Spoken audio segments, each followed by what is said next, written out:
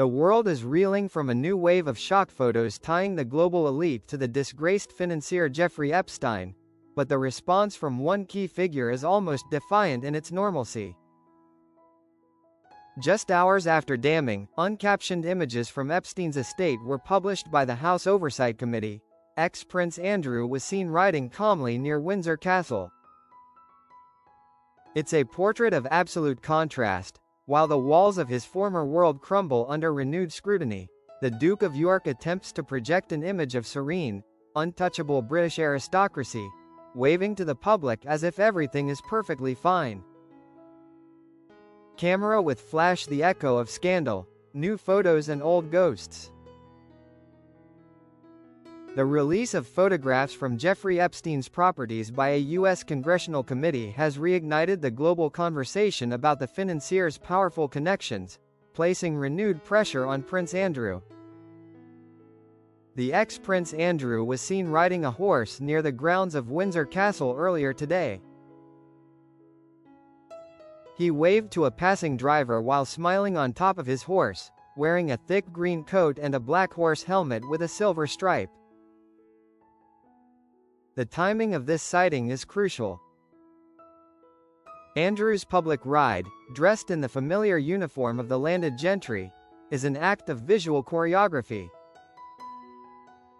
He is deliberately choosing a moment of traditional, almost pastoral, activity immediately following a major news development about his past associations. His act of waving to a passing driver while smiling suggests an attempt to assert business as usual, defying the media firestorm raging around him. This comes just hours after Democrats on the House Oversight Committee published new photos from the estate of Jeffrey Epstein. 19 photos were initially released, including one of Andrew in a suit standing next to Microsoft boss Bill Gates. The House Oversight Committee's decision to publish the images adds a layer of formal, governmental weight to the scandal, elevating the images from tabloid fodder to official inquiry material. The inclusion of a photo showing Andrew with Bill Gates, the renowned tech magnate, reinforces the extent of Epstein's access to global power players. Another photo showed Virgin Group founder Sir Richard Branson on a beach with Epstein and another man. No captions or context were provided for any of the images. The presence of Sir Richard Branson in the released set further expands the net of scrutiny, confirming that Epstein cultivated connections across finance, technology, and celebrity. Crucially, the lack of context, no captions or context were provided, is a deliberate legal and strategic move that allows the public imagination to fill in the blanks, often to the detriment of those pictured. The silence from the committee amplifies the noise of speculation. Andrew has consistently denied any wrongdoing. Andrew's steadfast denial is the single pillar upon which his remaining public position rests, a denial he has maintained even as his status within the monarchy has been systematically dismantled. Crown the stripping of status, exile and the baptism. The defiant horseback ride is set against the backdrop of Prince Andrew's continued internal exile from the core of the royal family and the impending loss of his home. Last month, King Charles stripped Andrew of his royal titles following serious lapses of judgment. King Charles's decision to officially strip Andrew of his titles, a move unprecedented in its finality for a figure so close to the throne, was the ultimate institutional verdict on his actions.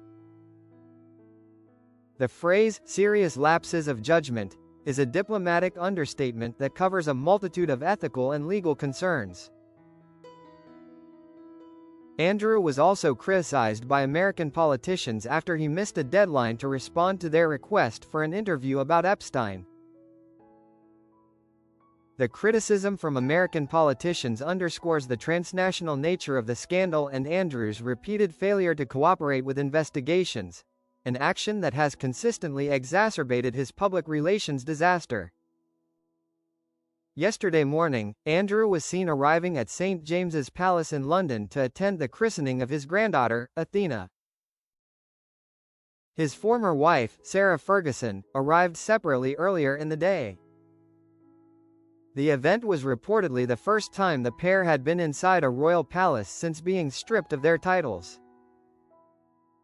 The christening provided a brief, bittersweet re-entry into the royal sanctum. This event, despite its private and joyous nature, served as a stark public reminder of the new reality. He attends family events, but only as a private citizen, stripped of the official rank that once protected him. The separation of his and Sarah Ferguson's arrivals highlights the necessary distance the family must maintain, even as they gather for personal milestones. Andrew is expected to move from Royal Lodge in Windsor to the King's private Sandringham estate in Norfolk sometime in the new year, completing his internal exile.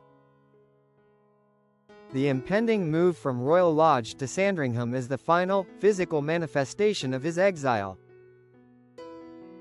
Royal Lodge was his home and his last symbol of royal independence near his mother's former residence.